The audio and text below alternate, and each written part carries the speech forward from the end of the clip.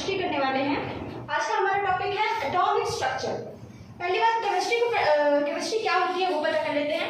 Chemistry होती है science dealing with composition, structure and properties of matter, यानी कि वो साइंस जो मैटर की कंपोजिशन यानी कि मैटर किससे बना हुआ है, उसकी स्ट्रक्चर कैसा दिखता है और उसकी प्रॉपर्टीज को डील करता है, उस स्टडी को हम लोग बोलते हैं केमिस्ट्री। अब मैटर क्या है? Matter anything that has mass and occupies space, कोई भी चीज जिसका मास हो और वो एक जगह को ऑक्यूपाई करे, 3D जो सिनेरियो है उसमें एक स्पेस ऑक्यूपाई करे, तो वो मैटर है। यानी कि चॉक एक मैटर है, मैं खुद एक मैटर, बोर्ड मैटर है। यानी कि जिसका भी कोई मास हो और वो स्पेस ऑक्यूपाई करे उसको बोलते हैं हम मैटर। मैटर के बेसिक कॉन्स्टिट्यूएंट्स दो बेसिक कॉन्स्टिट्यूएंट होते हैं।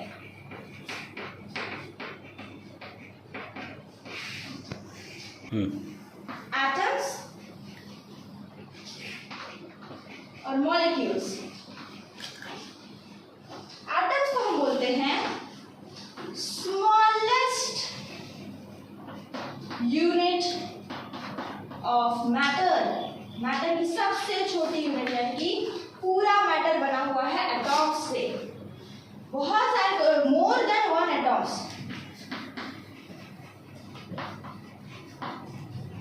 जब साथ में मिलकर काम करें तो उसे हम मॉलिक्यूल्स कहते हैं। जैसे कि CO2 दो तरह का एटॉम है, साथ में मिलकर काम कर रहा है, तो ये क्या हुआ? मॉलिक्यूल्स। H2 दो हाइड्रोजन के एटॉम साथ में मिलकर काम कर रहा है, तो ये हुआ मॉलिक्यूल। लेकिन सिर्फ अगर मैं C की बात करूं, सिर्फ O, सिर्फ H, तो ये सब क्या हुए? एटॉम्स। मैम ये गैसेस के सिंबल से ना? हाँ, ये सब गैसेस है। कार्बन डाइऑक्साइड गैस है, हाइड्रोजन गैस है, या फिर ये देखो SO2 ये भी गैस है, O3 ओजोन, तो ये सब क्या है? मॉलिक्यूल्स है। इसके जो स्ट्रक्चरल सबसे छोटे छोटे ये है इकाई, उसको हम लोग बोलते हैं एटम्स। आज CH4 क्या होता है? CH4 यानी कि मीथेन। मीथेन एक तरह की गैस होती है। आज हम एटॉम के स्ट्रक्चर के बारे में पढ़ेंगे।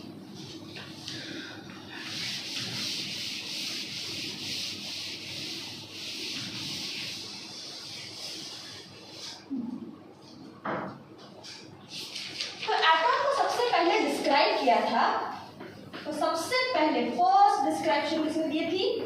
डाल्टन ने दी थी। डाल्टन ने अपनी एक थ्योरी दी थी, डाल्टन्स एटॉमिक थ्योरी। ये एक ऑफिशियली पहली बार ये एटॉम्स को डिस्क्राइब करती है। पहले भी एटॉम्स बहुत पहले इंडियन स्क्रिप्चर्स में भी, ग्रीक स्क्रिप्चर्स में भी एटॉम्स का जिक्र हो चुका है, लेकिन official scientific point of view से डाल्टन ने सबसे पहले थ्योरी दी थी। इसने क्या कहा था कि matter is made up of indivisible particles called atoms। कि मैटर कुछ इनडिविजिबल पार्टिकल से बनी है जिसे हम बोलते हैं एटॉम्स। इनडिविजिबल यानी कि उस एटॉम की छोटी इकाई और कुछ नहीं। एटॉम को काट के और कुछ नहीं बना सकते, एटॉम सबसे छोटा यूनिट है। दूसरा हमने क्या कहा था कि all atoms of given element have identical properties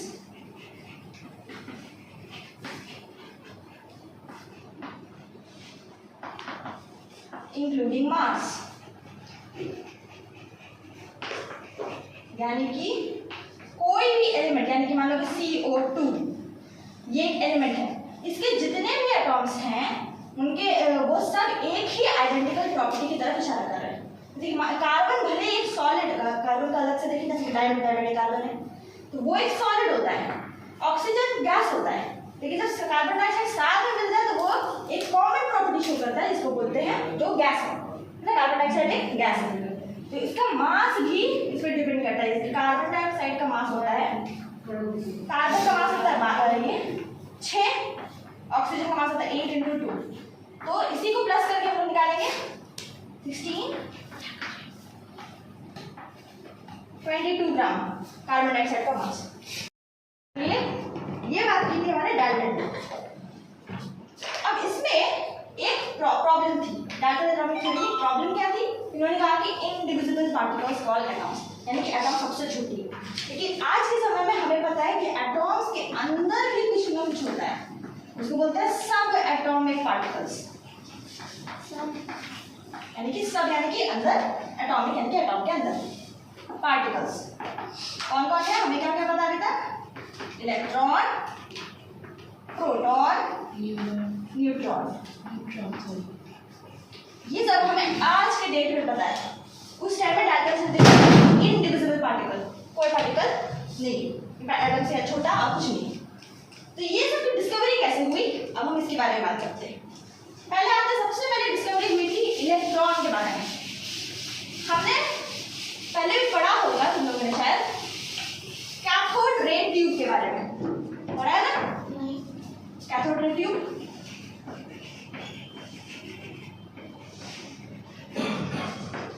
cathode ray tube को बनाया था फैराडे ने। फैराडे ने कैथोड रे ट्यूब को बनाया था। एक छोटा सा डायग्राम दे देती हूँ। ये ट्यूब यहाँ पे लगा है वैक्यूम पंप, यहाँ से सारे हवा, यहाँ पे जितनी भी हवा सबको खींच लिया जा रहा है, ठीक है, ताकि वैक्यूम क्रिएट हो, कोई हवा नहीं है। फिर यहाँ पे 1-2 इलेक्ट्रोड लगे हुए, 2 मेटल्स लगे हुए, और वो बैटरी से कनेक्टेड है। तुम लोगों को पता है बैटरी का सिंबल कैसे, ठीक है, ये नेगेटिव टर्मिनल को सिंबलाइज करता है, और ये जो बड़ा वाला डंडी है वो पॉजिटिव सिंबल को, ये नेगेटिव ये पॉजिटिव, यानी कि ये नेगेटिव चार्ज दे रहा है, इस मेटल को नेगेटिव चार्ज दे रहा है, और ये वाला पार्ट इस मेटल को पॉजिटिव चार्ज दे रहा है। जो नेगेटिव पार्ट चार्ज मेटल होता है उसको हम लोग बोलते हैं कैथोड। मैम इन दोनों का मतलब क्या है? मतलब ये एक बैटरी है। बैटरी तुमने देखा होगा, एक बैटरी है कोई ऐसा बनाते हैं बैटरी, जैसे बैटरी होगा ना तो यहाँ पे लिखा होगा माइनस और प्लस लिखा होता है ना? तो ये माइनस नेगेटिव चार्ज देता है, इलेक्ट्रॉन्स को देता है। नेगेटिव मतलब? हाँ वही चार्ज, मतलब चार्ज होता ही होता है, ठीक है। लेकिन हम चार्ज लेस क्यों हैं? क्योंकि हमारे पास जितना नेगेटिव चार्ज है उतना ही हमारे पास पॉजिटिव चार्ज है, इसलिए हम लोग स्टेबल है। तो लेकिन ये जो बैटरी क्या करता है, ये नेगेटिव चार्ज को अलग जगह रखता है, पॉजिटिव को अलग जगह रखता है, ऐसा करता है ये बैटरी का ये काम है, जिसकी वजह से इसी की मदद से ये नेगेटिव पॉजिटिव की मदद से इलेक्ट्रिसिटी आती है। इलेक्ट्रिसिटी क्यों आती है? क्योंकि नेगेटिव पॉजिटिव अलग अलग जगह पे होता है, तो जो इलेक्ट्रिसिटी है पॉजिटिव की तरफ भागती है, ये था इलेक्ट्रिसिटी का काम। तब आते हैं नेगेटिव इलेक्ट्रोड को हम बोलते हैं, इसको इलेक्ट्रोड बोलते हैं क्योंकि इलेक्ट्रिसिटी पास करती है ना, इसको इलेक्ट्रोड बोलते हैं। नेगेटिव इलेक्ट्रोड को हम बोलते हैं कैथोड, और पॉजिटिव इलेक्ट्रोड को हम बोलते हैं एनोड। अब क्या किया गया, यहाँ पे एक फ्लोरेसेंट मटेरियल लगाया गया। फ्लोरेसेंट मटेरियल क्या होता है? जो जिसमें अगर कुछ भी पार्टिकल टूट करे तो चमकता है, कुछ भी उसमें अगर हिट करे तो चमकता है, तो इसको बोलते हैं फ्लोरेसेंट। और यहाँ पे क्या यूज किया? ZnS, एक अच्छा फ्लोरेसेंट है जिसको यहाँ पे यूज किया गया एक्सपेरिमेंटली। तो तब जब यहाँ पे बैटरी से कनेक्ट किया गया, स्विच ऑन किया गया, तो देखा गया कि कुछ ना यहाँ पे चमक रही चीजें, यानी कि अब यहाँ से तो आएगी नहीं, क्योंकि मैंने दिखाया कि बहुत ज़्यादा डिस्टेंस है। एक्चुअली मैं मान लो ये उसका सरफेस से बना रही हूँ, यहाँ पे ऐसे चिपका हुआ है हमारा इलेक्ट्रोड, तो यहाँ से तो आने से नहीं, पॉजिटिव टर्मिनल से नहीं आएगी, तो यानी कि यहाँ से कुछ तो है जो यहाँ से आ रहा है और यहाँ पे आके चिपक रहा है ना। और क्योंकि ये पॉजिटिव की तरफ जा रहा है, कोई भी चीज़ हमने पढ़ा है कि नेगेटिव चीज़ हमेशा पॉजिटिव चार्ज की तरफ जाता है, ठीक है, अट्रैक्ट करता है। अगर कोई नेगेटिव चार्ज है और नेगेटिव चार्ज है, दोनों एक दूसरे को रिपेल करते हैं, एक दूसरे से दूर दूर जाते हैं। Like charges repel each other, यानी सेम चार्ज एक दूसरे को रिपेल करते हैं, एक दूसरे से दूर भागते हैं, लाइक अ मैग्नेट। हाँ वैसे यहाँ पे तो नेगेटिव, जैसे मैग्नेट में दिखाएगा नॉर्थ पोल और साउथ पोल एक दूसरे को अट्रैक्ट करते हैं, लेकिन नॉर्थ पोल और नॉर्थ पोल एक दूसरे को रिपेल करते हैं। तो वैसे ही चार्ज भी है, नेगेटिव और नेगेटिव रिपेल करता है, पॉजिटिव और पॉजिटिव रिपेल करता है, लेकिन क्योंकि नेगेटिव और पॉजिटिव अट्रैक्ट करता है। तो इसके यहाँ नेगेटिव से कोई चीज़ पॉजिटिव में जा रही है, यानी कि वो जो पार्टिकल है वो नेगेटिव पार्टिकल हुआ, तभी तो जा रहा है। पॉजिटिव की तरफ क्यों जाएगा? अगर वो पॉजिटिव होगा तो भी भागेगा ना। यानी कि यहाँ पे कुछ तो है, कोई नेगेटिव पार्टिकल है जो यहाँ की तरफ जा रहा है, और ये गैस की तरफ वजह से नहीं हो रहा है, क्योंकि यहाँ पे तो गैस है ही नहीं, यहाँ पे तो बैक लगा रखा है ना। तो यानी कि ये इस मेटल से कुछ निकल रहा है जो कि उस मेटल की तरफ जा रहा है। क्यों? क्योंकि वो पॉजिटिव है। तो इस नेगेटिव पार्टिकल को, ठीक है, इसका ये किसने डिस्कवरी की? जे थॉमसन ने। जे थॉमसन ने बोला कि ये जो नेगेटिव पार्टिकल इसका नाम है इलेक्ट्रॉन, ठीक है। और उन्होंने फिर बाद में इसको और डिस्क्राइब किया, इसको और रिसर्च की, हमने बताया कि ये जो नेगेटिव पार्टिकल है इलेक्ट्रॉन, ये डज नॉट डिपेंड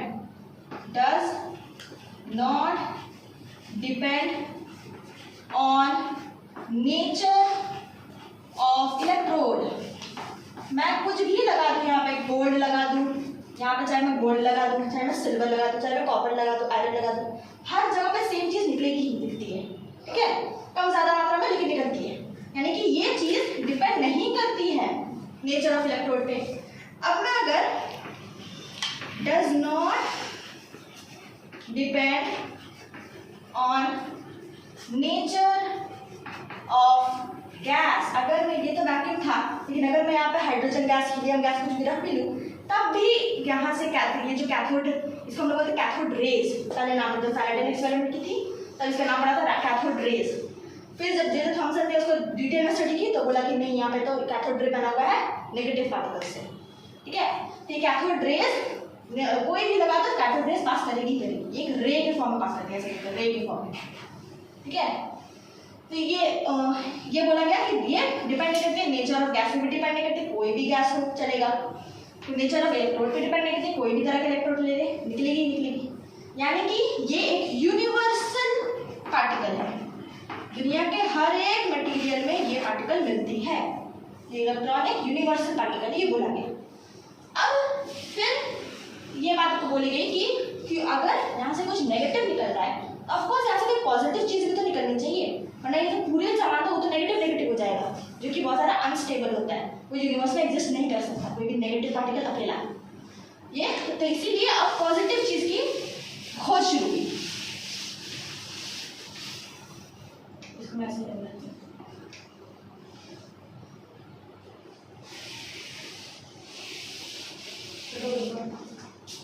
अब क्या किया गया,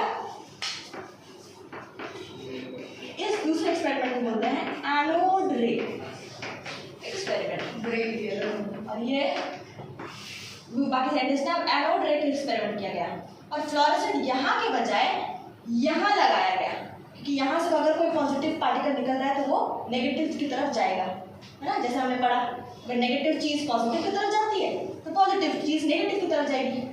तब यहाँ पे लगाया गया हमारा फ्लोरोसेंट मटेरियल। फिर भी देखा गया कि हाँ, कुछ ऐसा पॉजिटिव चीज़ भी है जो यहाँ पे जा रहा है, ठीक है। यानी कि एनोड से भी कोई चीज़ निकल रही है जो कैथोड की तरफ जा रही है। तो अच्छा, एक मतलब कि जो हम मानते थे एटॉम एटॉम इंडिविजिबल है, उसके अंदर कुछ नेगेटिव चीज़ भी है और कुछ पॉजिटिव चीज़ भी है। इस पॉजिटिव चीज़ का नाम पड़ा प्रोटॉन। और बहुत सारी स्टडी से देखा गया कि ये डिपेंड करती है ऑन नेचर ऑफ गैस, ये डिपेंड करती है। अगर यहाँ पे हाइड्रोजन लगाओ तो ये शायद ना निकले, या फिर कोई नियॉन लगाओ तो यहाँ पे नहीं निकलती है। यानी कि गैस पे डिपेंड करती है। इलेक्ट्रॉन नहीं करता था, प्रोटॉन करता है ये। एंड नेचर ऑफ इलेक्ट्रोड, तो इससे क्या पता चला कि प्रोटॉन ही है वो सामान जो अलग अलग मटेरियल को अपना खासियत देता है ना। इलेक्ट्रॉन तो सब में होता है, इसमें तो कोई नई बात नहीं है। प्रोटॉन ही है वो जो अलग अलग मटेरियल को, अलग अलग गैस को अपनी खासियत देता है। क्यों वो हाइड्रोजन है, क्यों वो हीलियम है, क्योंकि उसमें प्रोटॉन की मात्रा कम ज़्यादा है। तो ये बोला गया। अब हमें प्रोटॉन पता चल गया है, अब हमें इलेक्ट्रॉन पता चल गया। अब हमारा काम क्या है, एटॉम कैसा दिखता है, अब हमें वो पता करना पड़ेगा। तो अब शुरू हुई एटॉमिक मॉडल्स।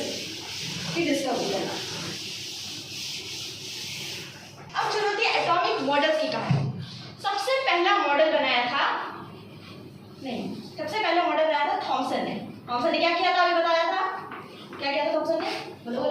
पॉजिटिव एनर्जी का डिस्कवर किया। नहीं, इलेक्ट्रॉन का। पॉजिटिव बहुत सारे साइंटिस्ट ने मिलकर किया था, उसी वही एक्सपेरिमेंट को कंडक्ट करके। इलेक्ट्रॉन की डिस्कवरी की थी थॉमसन ने। थॉमसन ने एक मॉडल दिया, उन्होंने क्या कहा कि ये है एक स्फीयर, एटॉम क्या है, एक स्फीयर है, क्योंकि प्लैनेट्स वगैरह सब कुछ स्फीयर होता है, ताकि उसका मास अच्छे से डिस्ट्रीब्यूट रहे। क्यों प्लैनेट स्फीयर होता है, क्योंकि उनका मास अच्छे से स्फीयर में ही बैठता है सही से। इसलिए उन्होंने पहला पॉइंट क्या बोला कि एटॉम क्या है, इज पॉजिटिव चार्ज जैसे फैले हुए हैं, ठीक है। जो प्रोटॉन्स हैं वो क्या है, यूनिफॉर्मली डिस्ट्रीब्यूटेड, अच्छे से फैले हुए हैं, और उसके अंदर इलेक्ट्रॉन फिट है, एम्बेडेड है, इलेक्ट्रॉन्स एम्बेडेड।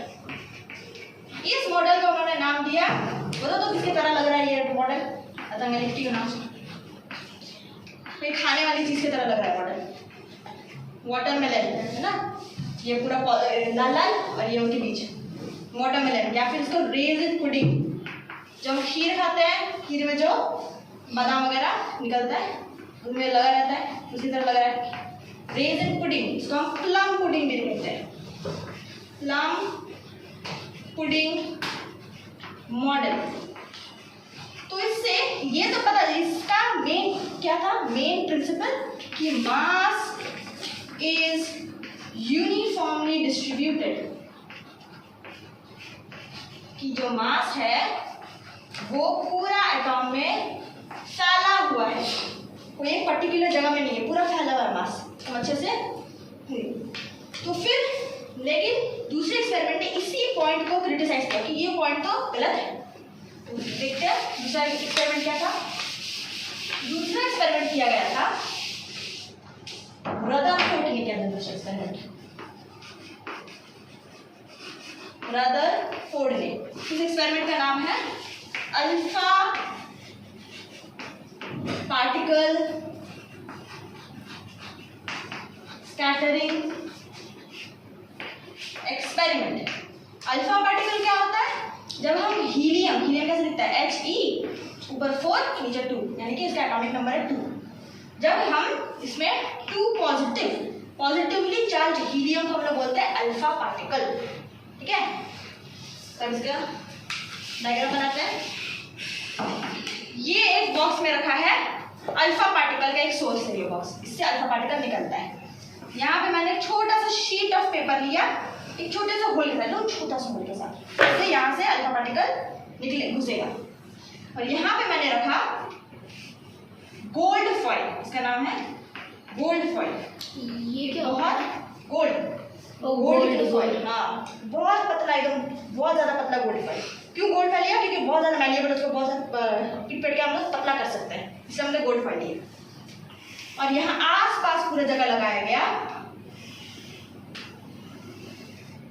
फ्लोरेसेंट, जो हमने वहां पे लगाया था, ये फोटोग्राफिक फिल्म है, ग्राफिक फिल्म। ये भी वही तरह काम करती है जैसा फ्लोरेसेंट काम करता है, यहाँ पे अगर पार्टिकल जाएगा तो चमकेगा, ये काम है। तो अब जैसे यहाँ से अल्फा पार्टिकल यहाँ गई अल्फा पार्टिकल, तो देखा गया कुछ तो है, कुछ अल्फा, ज़्यादातर जो अल्फा पार्टिकल है वो तो ऐसे गुजर गई, सीधा गुजर गई। कुछ ऐसा है जो थोड़ा सा टेढ़ा होकर गुजरी, थोड़ा कुछ ऐसा है टेढ़ा गुजरी, और कुछ ऐसा जो वापस चली गई, समझे। यानी कि मैंने यहाँ पे छोटा सा कोई बॉल है, कोई सी जगह है, उसमें मैंने बॉल मारा, तो या तो बॉल सीधा गुजर जाएगी, या तो वो बॉल थोड़ा सा टेढ़ा घुसेगी, या फिर वापस आ जाएगी। यानी कि जो मास है वो एक बहुत छोटी जगह पे लगा हुआ है, बहुत सेंटर में, ये ऑलमोस्ट एक सेंटर में। तो रदरफोर्ड ने क्या कहा कि most of alpha particle went straight, ना सीधे चली गई, ज्यादातर की अल्फा पार्टिकल सीधे चली गई। यानी कि इसका मतलब क्या है कि most space inside atom is empty, इसमें कुछ नहीं है, ज्यादातर जो स्पेस है वो एम्प्टी है, तभी तो वहां से सीधा गुजरी। वरना अगर वहां पे पॉजिटिव चार्ज होगी तो ये भी तो पॉजिटिव चार्ज है ना, अभी मैंने बोला हीलियम पॉजिटिव है, पॉजिटिव क्या था, रिपेल करना चाहिए था पहले से, ठीक है। ये तो सीधा घुस गई, यानी कि वहाँ पे पॉजिटिव चार्ज है ही नहीं, वहाँ पे कोई एटॉम कुछ है ही नहीं, ठीक है, कोई मास नहीं है वहाँ पे, मास के एटॉम के अंदर। दूसरा कि some alpha particles deflected to small angles in small angles. कुछ है छोटे छोटे एंगल्स के थोड़े से टेढ़े होके गए, ठीक है। यानी कि जो पॉजिटिव चार्जेस हैं हमारे, वो एक वेरी स्मॉल स्पेस में, मास का एटॉम का ज़्यादातर पार्ट एम्प्टी है और जो पॉजिटिव चार्ज है बहुत छोटी जगह पे है। और लास्ट पॉइंट यहाँ बता दीजिए कि वेरी फ्यू, कितना फ्यू, 1 in 20,000, अगर 20,000 पार्टिकल हैं अल्फा पार्टिकल से सिर्फ एक, वो क्या हो रहा है, फुल्ली डिफ्लेक्ट, यानी कि जिस रास्ते से आए थे उस रास्ते पे वापस चले गए। यानी कि जो मास है वो भी पॉजिटिव चार्ज की तरफ ही है, एक बहुत स्मॉल स्पेस में, बहुत छोटी स्पेस में है जो हमारा मास, हमारा पॉजिटिव चार्ज, और बाकी सारा पार्ट क्या है, एम्प्टी है। ये इस एक्सपेरिमेंट में इसे कहा गया। इस एक्सपेरिमेंट से साफ पता चल रहा है कि जो मास है वो यूनिफॉर्मली डिस्ट्रीब्यूटेड तो नहीं है, पूरा एटॉम ठीक से तो फैला नहीं है, बट मास एक छोटी सी जगह पे है। तो इस पे हमारे रदरफोर्ड ने मॉडल दिया अपना, उन्होंने कहा जो पॉजिटिव चार्ज है वो एक बहुत छोटी जगह पे है, ऑलमोस्ट सेंटर पे है, और नेगेटिव चार्ज तो होनी चाहिए वरना एटॉम क्या हो जाएगा, अनस्टेबल हो जाएगा। नेगेटिव चार्ज ऐसे गोल में, इसको उसने नाम दिया, ये क्या है, पॉजिटिव सेंटर को नाम दिया गया न्यूक्लियस।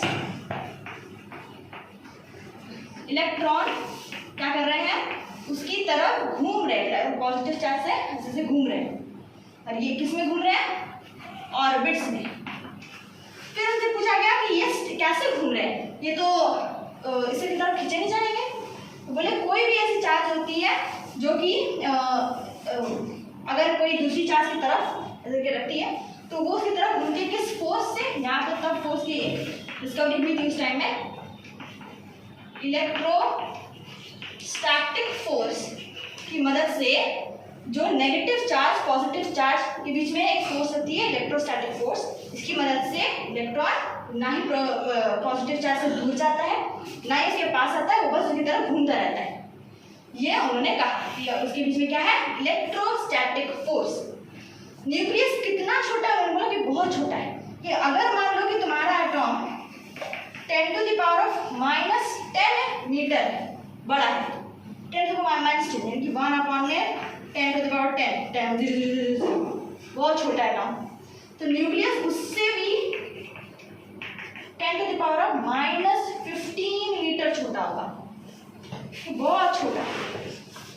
देखिए यहाँ पे अगर 1/10⁻10 उसमें 5 जीरो और बढ़ा दो, इतना छोटा होता है न्यूक्लियस, ये उन्होंने कहा। अब इसमें भी कुछ ड्रॉबैक्स होते हैं, इसमें क्या गलतियां थी,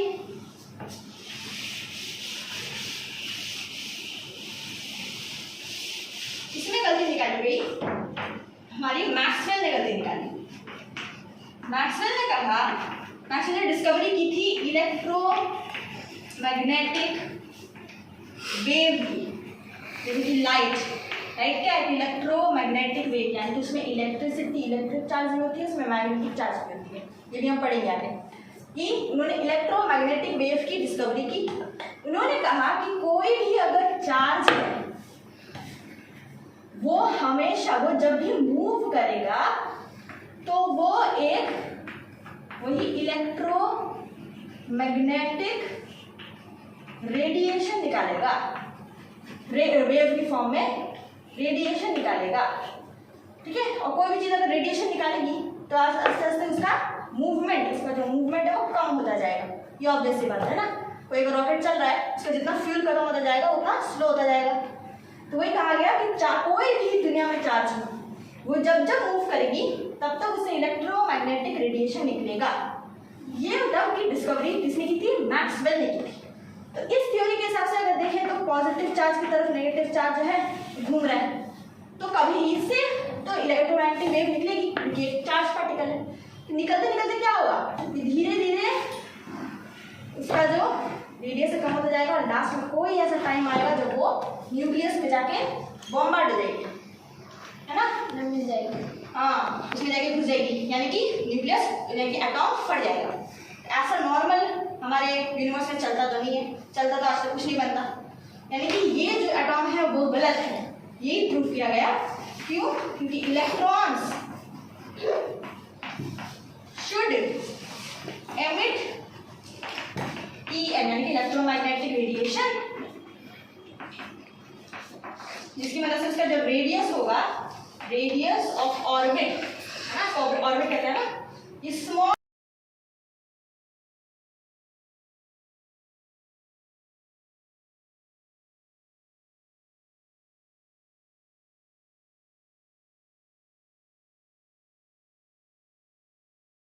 एटॉम स्टेबल है ना, एटॉम ऐसे टूटता फूटता नहीं रहता है, एटॉम स्टेबल है, तभी तो हमारा पूरा यूनिवर्स बना है। ठीक है। अब आए हमारे फाइनल मॉडल। अब लास्ट मॉडल, इसकी भी बोहर ने इस गलती को सुधारा। उन्होंने क्या कहा कि ये जो हमारे ऑर्बिट है, ये जो पॉजिटिव, ये जो इलेक्ट्रॉन पॉजिटिव न्यूक्लियस की तरफ घूम रहे हैं जो ऑर्बिट है, ये स्पेशल ऑर्बिट्स हैं। इसको हम लोग बोलते हैं स्टेशनरी ऑर्बिट्स। इसमें कुछ नहीं होता। उन्होंने ये कहा कि ये जो ऑर्बिट स्पेशल है, इनमें जो EM रेडिएशन है वो एमिट नहीं करती, बस उन्होंने ये कहा। फिर बोल देगा कि हाँ एटॉम स्टेबल है। उन्होंने एक और बात कही कि ऑफकोर्स निकलनी तो चाहिए EM रेडिएशन, नहीं निकलेगी तो तब भी ये लाइट वगैरह वो चलेगी नहीं, तो कुछ तो निकलेगी। तो उन्होंने कहा कि EM रेडिएशन निकलेगी, कब निकलेगी? जब इलेक्ट्रॉन हायर स्टेट से लोअर स्टेट की तरफ जाए तो, यानी कि जो हमारा इलेक्ट्रॉन है उसके अंदर बहुत सारे शेल्स, ऑफकोर्स जब हमें ये बताते हैं तो इतने सारे, तो जैसे कि सोडियम में तो 11 इलेक्ट्रॉन है, इतने सारे इलेक्ट्रॉन छोटे से ऑर्बिट में फिट कैसे होंगे? तो कहा गया कि नहीं, बहुत सारे ऑर्बिट्स होते हैं, यहाँ से 1 3 बहुत सारे ऑर्बिट होते हैं। तो ये कहा कि जब यहाँ से सेकेंड जगह से हायर, उसको हायर स्टेट बोलते हैं, हायर स्टेशनरी स्टेट, यहाँ से वो इलेक्ट्रॉन यहाँ पे जंप मारती है लोअर एनर्जी स्टेट पे, तब हाँ कुछ रेडिएशन निकलती है, ये कहा गया। और जब यहाँ से यहाँ जाएगी तो कुछ वो एब्जॉर्ब कर लेगी अपने साथ, तभी यहाँ से यहाँ जाएगी। तो इससे उन्होंने कहा, तो इससे ये बात प्रूव हुई कि हाँ एटॉम ऐसे ही दिखता है। एटॉम में बहुत सारे ऑर्बिट्स हैं, इन ऑर्बिट्स को हम लोग बोलते हैं स्टेशनरी ऑर्बिट, क्योंकि इसमें जो हमारे इलेक्ट्रॉन की चार्ज है वो स्टेशनरी रहती है, उसमें कोई ना घटता है ना बढ़ता है, कोई रेडिएशन नहीं निकलता। रेडिएशन कब निकलेगा? जब वो हायर से लोअर की तरफ जाएगी। रेडिएशन को कब मिलेगी और कौन सी रेडिएशन निकलेगी? जो उसने लोअर से हायर जाने पे यूज की थी, एनर्जी एनवायरनमेंट से यूज की थी, वही बाद में निकल जाएगी, ये कहा गया। अब इस थ्योरी में भी कुछ ना कुछ ड्रॉबैक्स थे, और उस ड्रॉबैक्स को हम दूसरी क्लास में डिस्कस करेंगे। इसके जो ड्रॉबैक्स हैं उसको हम नेक्स्ट क्लास में डिस्कस करेंगे कि इसके ड्रॉबैक्स क्या है और इसको सुधारा कैसे गया, क्योंकि इस ड्रॉबैक्स को समझाने से पहले मुझे 2 और टॉपिक्स तुम्हें समझाने पड़ेंगे। तो वो 2 टॉपिक हम समझेंगे, उसके बाद हम आएंगे कि हाँ ये ड्रॉबैक्स, इसके ड्रॉबैक्स को कैसे सुधारा गया, ड्रॉबैक्स थे क्या। तो आज के लिए इतना ही। Thank you very much.